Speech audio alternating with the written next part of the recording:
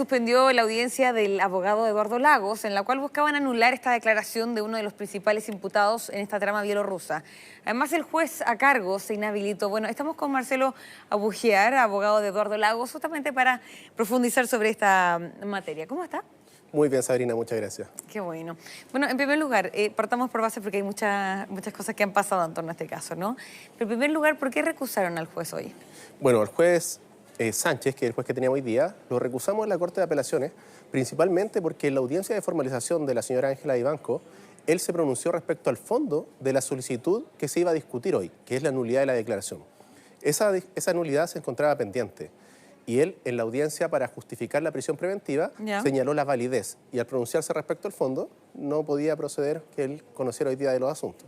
Ya, finalmente eso se acogió, ¿no? Y finalmente sí se suspendió lo que iba a suceder durante esta jornada, también para las personas que nos están viendo. Exacto, a raíz de eso él quedó inhabilitado y por lo tanto no podría conocer de la causa, suspendiéndose y quedando pendiente de fijar fecha de audiencia. Perfecto. ¿Todavía entonces no hay fecha? Aún no hay fecha. Tenemos que esperar que un juez no inhabilitado esté disponible y se pueda fijar definitivamente ya el día que se conocerá este asunto. Perfecto. Ahora, además, esta audiencia era también para ver qué iba a pasar con esta declaración que finalmente Eduardo Lagos no había firmado, ¿no? Precisamente esa declaración que nosotros sostenemos que es nula es lo que él se pronunció. Esta audiencia tenía dos fines. En primer lugar, la declaración de nulidad y en segundo lugar, la revisión de la medida cautelar de prisión preventiva. Ya, perfecto. ¿Qué pasa con esta declaración que él apunta que no firmó y que no corresponde con lo que él había declarado en una jornada bien extensa? Fueron varias horas de declaración y la Fiscalía defiende que sí fue lo que declaró Eduardo Lagos en su minuto. A este respecto es súper importante porque hay que entender el contexto y hay que entender la relevancia de la declaración. Lo que hace Eduardo Lagos en ningún caso es retractarse y en ningún caso es señalar que él no declaró, porque él fue durante 2 jornadas, declaró durante más de 10 horas. ¿Qué es lo que pasa? Nosotros esperamos la mayor diligencia por parte de la Fiscalía al momento de que al tomar el registro del testimonio fiel de sus palabras, esto no se preste para ningún tipo de interpretación. El texto que a él se le entrega no es un registro fiel, no es un testimonio íntegro de sus palabras, por lo tanto corresponde a una interpretación. No existe un registro de audio, no existe un registro audiovisual con el que se pueda contrastar. A él se le hace entrega de un acta, de un documento, que cuando lo comienza a leer tenía palabras, tenía antecedentes que él no había dicho y no solo eso, se habían omitido otros que él sí había señalado. A raíz de eso, él se niega a firmar porque no puede firmar un documento que no es el contenido de sus palabras. Hay que entender que él renunció a una garantía fundamental. El derecho tuyo, el derecho mío, el derecho de todos y cada uno de nosotros es a guardar silencio. Claro. Cuando uno renuncia a ese derecho, realmente lo que hace es confiar en el sistema, entregar un voto de confianza. ¿Para qué? Para que se esclarezcan los hechos. Nosotros somos los más interesados en llegar a un juicio oral, pero un juicio oral justo, donde lo mediático, donde lo social, donde lo externo no afecte precisamente la presunción de inocencia que rige sobre las partes. O sea, ustedes critican básicamente la filtración en este caso, ¿no? Y también que apuntan que no es lo que él había declarado. Ahora, ¿es en su totalidad o son partes de las que ustedes apuntan que no es lo que él declaró? Hay partes que claramente no corresponden, pero eso ensucia el documento en general. Ya. Nosotros, como insisto, nosotros esperamos la mayor diligencia. En este proceso investigativo hay varios errores que se han cometido por parte de la Fiscalía, que es el ente constitucionalmente mandatado para dirigir la investigación y que claramente afectan los derechos de los imputados. Por lo tanto, nosotros exigimos la mayor diligencia. Mi representado aún tiene la intención de colaborar con la investigación, pero tiene que ser, en lo mejor de los sentidos, tiene que ser con un resguardo, que hoy día no ha existido. Porque de hecho, tú me mencionas lo de la filtración. Las causas de lavado de activos tienen una reserva especial, pero los acuerdos, las declaraciones tienen aún una norma aún más especial. El 228 sexies, inciso final, establece incluso una sanción penal para aquel que, conociendo de cualquier acuerdo, haga referencia a este. Y no solo eso, nosotros presentamos una querella en contra del fiscal precisamente por haberse pronunciado y haber aseverado, ¿cierto?, la existencia de este tipo de documentos contra un medio de prensa en una fecha en que se encontraba reservado incluso para la defensa. Y no solo eso, los querellantes hicieron valer ese documento en la audiencia de la señora Vivanco cuando para la defensa estaba reservado y no teníamos acceso a esa información. Sí, me interesa profundizar sobre esa querella más adelante, pero la parte de los pagos, en esta filtración que existe, ¿no? Se habla de pagos que habría realizado Eduardo Lagos. ¿Esa parte la descarta? A él se le pregunta directamente, si Eduardo Lagos ha realizado algún pago o ha dirigido algún pago a la señora Vivanco con la intención de influir en algún fallo. Él lo niega rotundamente. Eso no está ahí. Eso no está ahí. ¿Y por qué cuando hace esta declaración, él opta por no firmarlo porque, como usted menciona, no es fidedigno a lo que él había dicho en su minuto? ¿Por qué toman estas acciones recién cuando se filtra a la prensa? ¿Por qué no en ese minuto dicen y toman alguna acción? Cuando, después de las fechas de las declaraciones, se presenta un amparo judicial precisamente por las condiciones en las que se celebró la primera audiencia y después se solicita... Pero eso fue por apremios ilegítimos. Y después se solicita una cautela de garantías, precisamente porque no se le permite, precisamente porque las declaraciones no coinciden. Ahora, ojo, a él se le exhibe el día de los hechos, del día de las declaraciones del documento, pero después de eso se mantiene en reserva durante harto tiempo para la defensa. Ya.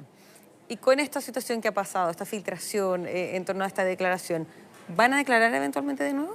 Nosotros no podemos descartar una colaboración porque el principal objetivo nuestro es que los hechos se aclaren en un 100%. Nosotros no queremos una investigación contaminada. Esta es una causa donde lo que se discute es una incorrecta administración de justicia. Acá lo que se habla es que los procesos no eran justos y nosotros queremos que precisamente la verdad salga en la tramitación de un proceso justo. Porque no puede ser que la discusión dentro de fondo en esta causa sea eso y no se respeten las garantías para esta tramitación y respecto a estas partes. ¿Y van a pedir más diligencias? Nosotros tenemos diligencias pendientes no solamente en esta causa, sino que en las querellas que hemos solicitado. Tenemos varios antecedentes que aún nos restan por conocer, no solamente respecto a estos hechos, sino que para el esclarecimiento de la verdad. Y estamos recopilando la mayor cantidad de antecedentes que aún no constan en la carpeta investigativa para también aportarlo y hacer valer, obviamente, la línea de la defensa. ¿Qué responden las partes que están apuntando a que ustedes están tomando todas estas acciones para dilatar la investigación? Nosotros somos los más interesados en que la investigación se cierre porque lo único que queremos es llegar a un juicio oral donde se establezca la verdad y obviamente tener una sentencia absolutoria. ¿Por qué? Porque las filtraciones lo que han producido hoy día es el desgaste de la presunción de inocencia. Y eso tiene una afectación que, entre comillas, podría llegar a ser irreparable para las partes que están hoy día en medio del juicio. Ahora, justo antes de lo que pasó, fue ayer si no me equivoco, se pidió trasladar al imputado, al abogado, a las dependencias del OS7 en Providencia. Finalmente esa diligencia se canceló. Ustedes tengo entendido que hicieron las consultas pertinentes para saber finalmente qué fue lo que pasó, ¿no? ¿Tuvieron algún tipo de respuesta? A nosotros la semana pasada nos llega un oficio señalando que se ordenaba el traslado del imputado a dependencias del OS7 el día de ayer. ¿Eso sería para declarar? No tenemos idea. No tienen idea. Sinceramente no lo sabemos. A nosotros nos tomó por sorpresa, se lo comuniqué a mi representado, por si él tenía alguna información distinta que, dado la privación de libertad, yo no supiera. ¿Ya? Me lo señala con la misma sorpresa. Al momento de yo consultar, obviamente le hago presente a la Fiscalía, que es el día antes de una audiencia importante. Yo tenía reunión con mi representado, pero que la voluntad de declarar, la voluntad de poder colaborar está siempre. Por lo tanto, nosotros teníamos disposición telemática, telefónica, pero para ello era muy relevante saber de qué iba a tratar la diligencia. La única respuesta que recibimos era que se cancelaba la diligencia sin hasta el día de hoy saber de qué trataba. Ya, no tienen absolutamente idea de qué fue lo que pasó. Ya, dentro de otras acciones que ustedes han tomado es presentar una querella en contra del fiscal. Profundicemos sobre eso. ¿Por qué es que tomaron esta medida en contra del fiscal? La verdad, desde que nace esta causa se han presentado aproximadamente 7 querellas. Sí. ¿Ya? La mayoría de ellas por filtración, porque se han filtrado constantemente afectando la legitimidad del proceso, afectando la presunción de inocencia. Además, al filtrarse estos documentos, el órgano encargado de la protección de esta información es el Ministerio Público, no hay otro. Al filtrarse hay una responsabilidad. Pero los querellantes también tienen acceso a los documentos. Ustedes apuntan que pero hay la algunos que Fiscalía estaban con reserva. Pero ustedes apuntan entonces que la filtración viene por parte de la Fiscalía. Nosotros creemos que hay documentos de los cuales tenemos antecedentes que solamente se encontraban en manos de la Fiscalía, con reserva de la Fiscalía, y que llegaron a manos de la prensa y a manos de los querellantes. Ya. Y eso para nosotros es grave, porque como señalo, afecta la legitimidad del proceso y afecta una presunción de inocencia. Y eso es muy difícil de recuperar mediáticamente. Por lo tanto, un proceso que lleva casi 18 meses de investigación desformalizada, que hoy día lleva casi 90 días en prisión preventiva de mi representado, sin posibilidad de defenderse. De hecho, se le ha negado el ingreso a la prensa. A Capitán Llaver solamente se dejó de entrar a un medio escrito. Pero a la tercera le hizo a la tercera, pero hay un canal de televisión que ha solicitado el ingreso y se le ha rechazado constantemente. En la única forma que hoy día tenemos, insisto, es detener las filtraciones para poder limpiar o poder sanar en parte esa presunción de inocencia, que es una garantía fundamental de todos nosotros. ¿Cuáles son los procesos que quedan ahora? ¿En qué sentido? ¿Cuáles son los plazos que quedan ahora? ¿Qué podemos ver ahora en torno a este juicio y en torno al abogado Eduardo Lagos? Mira, lo más pronto hoy día sería que está pronto a vencer la investigación, por lo tanto deberían pasar dos cosas. Se debería hoy día fijar fecha de audiencia para la revisión de cautelares y la revisión de la nulidad, que es lo que quedó pendiente hoy día. Nosotros, el magistrado hoy día señaló que al menos en 15 días se podría contar con un juez. Perfecto. Nosotros tenemos que apurar ese plazo. Lo vamos a apurar. Tenemos que hacer los contactos necesarios para poder tener un juez natural que pueda fallar respecto a estas materias con anticipación, porque no hay que olvidar que hay una persona privada de libertad. Por lo tanto, esto no basta con patearlo 2 semanas y pensar que el problema está resuelto. En segundo lugar, si es necesario, vamos a ir de amparo a la Corte para poder tener una audiencia pronto y poder así también revisar el plazo de investigación. Perfecto, le agradezco mucho esta entrevista. Muchas gracias, Sabrina, que esté muy bien. bien.